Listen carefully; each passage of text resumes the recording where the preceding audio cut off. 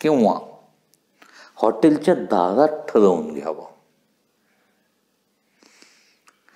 की बाबा साधारण 10,000 8,000 रुपये बिल होणार आहे, प्रत्येकाने आत्ताच 1,000 रुपये माझ्याकडे जमा करून ठेवा, वर जे काही लागतील ते मी बिलाच्या वेळेला भरेन, पण त्यानंतर 8 दिवसाच्यात मला परत आणून द्यायचे तुम्ही प्रत्येकाने आपापलं, असं ठरवून घ्या. किंवा एक कोणतरी बकरा शोधून घ्या. पण तिथं बसल्यानंतर शेवटी हे जे किळसवाणे प्रकार चालतात ना, हे त्या IFS काय म्हणतात त्याला, फॉरेन एक्सचेंज ऑफिसरनी 4 वेळा बिल इकडून उलटं पालटं करून, तर मागच्या बाजूला जर काही प्रिंटच झालं नाही तर त्यांनी काय न्याहाळलं मला कळलं नाही. ते बघून हे करून नाही या वेळेला तुम्ही द्या असं म्हणून ते बिल सरकवलं. तो वेटर घोटाळला तिथं 4 वेळा कोण बिल देतंय बघायला. मला ते बघवलं नाही म्हणून मी ते बिल भरलं होतं. आणि त्यानंतर हे गर्भश्रीमंत व्यक्तिमत्व उठलं, पुढच्या वेळेला आपण TTMM करू असं निर्णय, स्वयंघोषित निर्णय जाहीर केला, निघायची तयारी केली. त्याच वेळेला त्यांच्या तिकडून ते डबेवाल्या बाईंबरोबर आलेल्या बाई हळूच कुजबुजल्या, ह्यांना काय जड जात आहे, सरकारी अधिकारी होऊन म्हणून रिटायर्ड झालेले आहेत, बक्कळ पैसा असेल. माझ्या मित्राला राहवलं नाही म्हणून त्यांना सांगितलं की हे सरकारी अधिकारी म्हणून जरी असले तरी बक्कळ पैसा बिसा काही नाही, यांच्याकडे एक स्वतःची 4 व्हीलरही नाही आहे, 2 व्हीलरवर हिंडतायत. आणि अजूनही फ्लॅटची कर्ज फिटल्यानंतर त्यांना फर्निचर करायला फ्लॅटमध्ये जमलेलं नाही, असं व्यक्तिमत्व आहे. प्रत्येक वेळेला एखादा माणूस पुढाकार घेऊन जर हे करत असेल तर काही गोष्टी त्याच्यात चांगल्याच असू शकतात असाही विचार करायचा असतो. मी त्याच्याकडं सोयीस्कर दुर्लक्ष केलं, कारण याची मला सवय आहे. समोरच्या माणसाबद्दल कुठलाही 5 पोच विचार न करता पिंक टाकल्यासारखं आपलं मत व्यक्त करणं हा जन्मसिद्ध अधिकार असल्यासारखी वागणारी व्यक्तिमत्व भरपूर असतात. आपल्याला स्वतःला एखादी अचिव्हमेंट अचीव करायला जमलेली नाही म्हणल्यावर समोरच्याची अचिव्हमेंट किती भंगार आहे याबाबत बोलणारे किंवा जळणारे हे जळ कुकडेच असतात, त्यांना जळून द्यायचं असतं.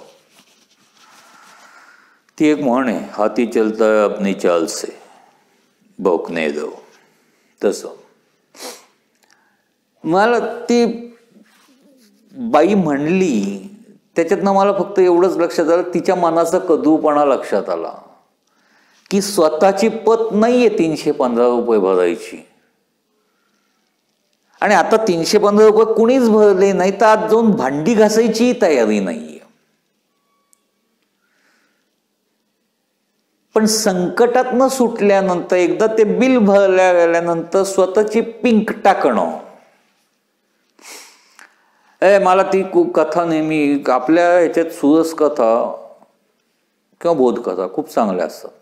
एक ती कथा आठवते की एक विंचू पाण्यात बुडत असतो, पलीकडनं साधू जात असतो, तो जातो त्या विंचवाला हातात उंजळीत घेऊन पाण्या कठाड्यापाशी आणायचा प्रयत्न करतो. तो विंचू पाणी हातातनं गळून गेल्यावर लगेच हाताला डंक मारतो, त्याचा हात सुटतो, विंचू खाली पडतो, परत तो उचलतो. असं 3-4 वेळा घडल्यानंतर काठावर बसलेला माणूस विचारतो साधूला, बाबा तो चावतोय एवढा तर तुम्ही कशा सारखं सारखं उचलताय. त्यावेळेला तो साधू उत्तरतो की तो जर त्याचा गुणधर्म सोडत नसेल चावण्याचा तर चांगलं काम करण्याचा माझा गुणधर्म मी का सोडू. उलट चांगलंय ना, त्याच्या चावण्यामुळे आता विष भिनत आलेलं, लवकरच मी देवाकडे जाणार आहे. माझ्या मनासारखं चांगलं काम करता करता देवाकडं जाणं याच्याहून पुण्य ते काय. असं म्हणतो तो साधू परत विंचवाला उचलायला जातो. तर मित्रांनो, मी ही कथा सांगितली, पण मी साधू नाही. पहिल्या वेळेला मी सहन करतो, पुढच्या वेळेला ते व्यक्तिमत्व आणि मी कधी समोर आलो आणि त्या व्यक्तिमत्वाने असं काही बोलायचा प्रयत्न केला तर ती स्त्री आहे पुरुष आहे हे मी काही बघत नाही, सनकन कानाखाली ओढतो. बाकी माझा काही हे नसतो, मी फक्त माझ्यावर झालेल्या अन्यायाचा हिशोब पूर्ण करत असतो. पहिल्या वेळेला माफ करतो, दुसऱ्या वेळेला नाही. कारण दुसऱ्या वेळेला तो परत तशीच चूक करतो, याचा अर्थ त्याची पहिल्या वेळेला चुकीचं बोललेलं त्याला पटल्यानंतरही त्याची भीड चेपली गेलेली आहे. आणि भीड चेपली गेलेली असल्यामुळं आता हा काही कळतच नाही तर ह्याच्यावर चढा, असं त्याची डोक्यातला जो हेतू असतो तो मी हेतू जागच्या जागी ठेचतो.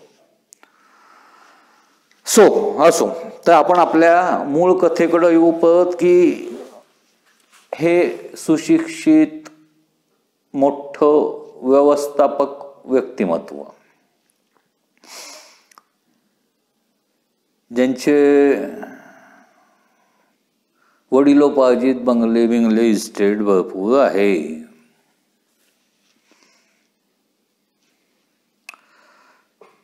या व्यक्तिमत्वाच्या वागण्या बोलण्यात एक प्रकारची शिष्टता जशी होती तसं कुठंतरी तो दुखावल्यासारखंही होता.